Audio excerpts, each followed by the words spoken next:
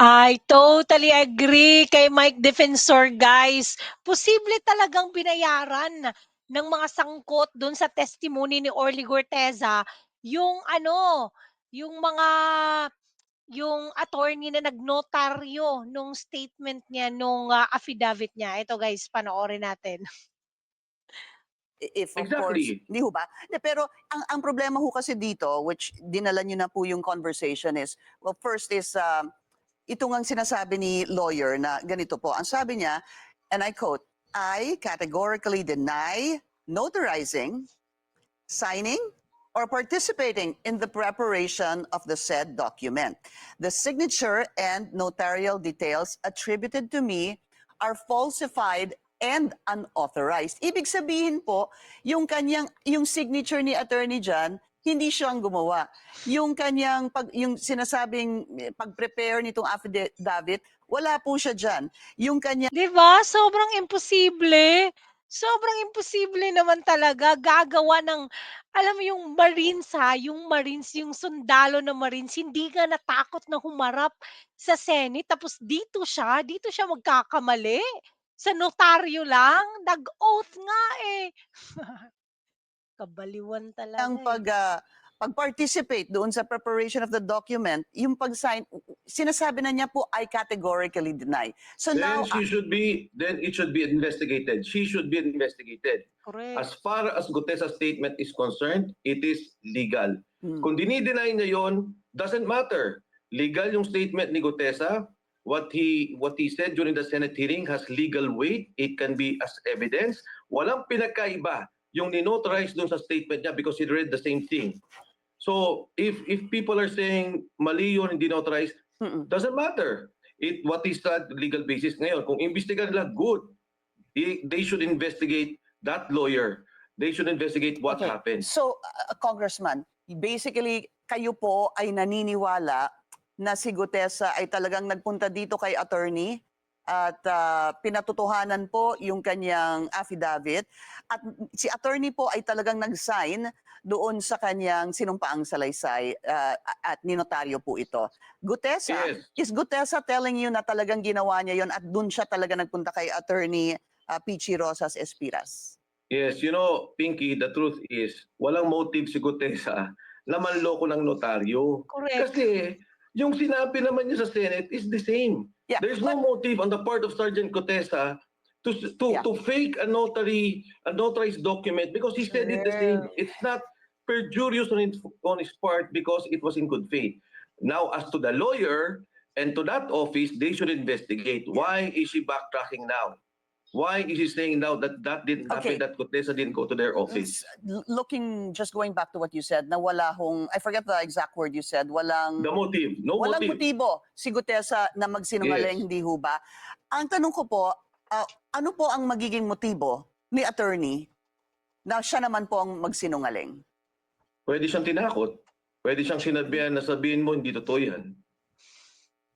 Because, you know, True. that's the only way they can discredit this person. Yes. That's the only way they can, you know, bring down the statements he delivered to the Senate, to the Blue Ribbon Committee. So, which is, sabi nga ng mga lawyers, I've been seeing a lot of comments on social media. Yeah. It doesn't matter. I mean, what he said was already there. He went there in good faith. In fact, hindi nga kailangan niya magpa-notarize eh. You know, if he verbalized what he said in the Senate, that would have been enough legal evidence and enough weight to be part of a court proceeding. So yeah, Pinky, thank you for that. And I think yun din ang worry ko na itong abogado medyo pinressure kasi why would you now deny that you notarize a statement? Doesn't make sense. Any ideas, sir, if indeed the attorney, as you Binayaran claim, ka mo. was pressured, who would pressure her? People who were mentioned, I would think. Diba? People who would be affected, I would think. I checked the background of the lawyer, and I believe that she currently works in the Bureau of Jail, the penology and penology. So I'm not sure. I don't want to cast aspersions on the lawyer, but yes, I think it should be investigated by the Blue Ribbon Committee. But before we go on a break, sir, just do you feel that posibleng kayo naman po ang magkaproblema because you're the one basically now saying that this lawyer is the one lying? Hindi kasi alam mo, Pinky, from day one naman I don't want to get involved, and this person said these things and I facilitated that he give a statement to Senator Marcoleta. If they will give me a problem, so be it, because this is Okay. for the country. Yun! This is a problem of corruption. Everyone's complaining about it. Everyone knows about it. I think it's about time that we address this issue. Okay, quick question, sir. Yung sinabi niyo nagkita po kayo Gusto ko yun. Gusto ko yung I don't care about it. If it's for the country. Wow. sabi mo may dala na po siyang draft statement, hindi ho ba? Would you Mhm. know sino ang tumulong kay Sergeant Gutesa na gawin na po yung draft statement nung nagkita-kita po kayo together with Senator Marcoleta? No, Pinky. In fact, hindi pa Pwede naman niya yun ipatype eh. naman notarized yun eh. It was Yes. just salaysay that he did. Opo, It came from him. pero meron na ho bang tumulong sa kanya? Typewritten na ho ba yun? Yung kanyang sinabing draft statement? Ano po yung pinakita niya sa inyo? Typewritten statement.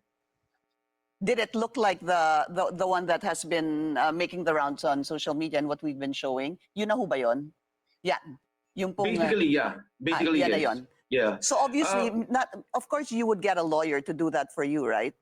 Yeah, I think when that was being drafted, even in fact some of the words may mga ano lang tinwik-tweak lang.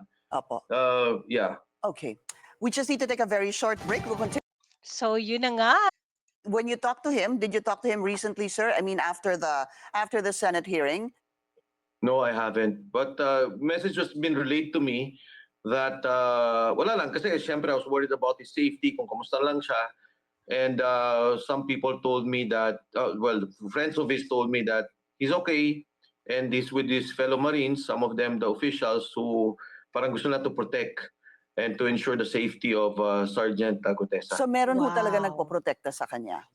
Because he didn't even want the witness protection program or to be secured by the Senate. Yung mga Marines, I understand sila Colonel Corobin also went there to visit. I'm not sure if General De Leon went there. Oh, tingnan nyo, nandun si Colonel Kerubin. Yung tumakbo pagka-senador, si Kerubin yung sinasuggest ni PRRD na idagdag sa 10, si Kerubin at saka 'di ba si Magalong ba yung ewan ko, basta dalawa yun 'di ba? Dalawang ano yun, dalawang sundalo yung sinasuggest ni PRRD. Oo, nandun binabantayan si Orly Guteza. Oh, 'di ba? Kaya hindi na dapat tayo ano ba 'yan, wala tayong matakot. He is safe, sabi ni Mike Defensor. So yun na lang po. Have a great day. Don't forget to like and subscribe to my channel. Have a great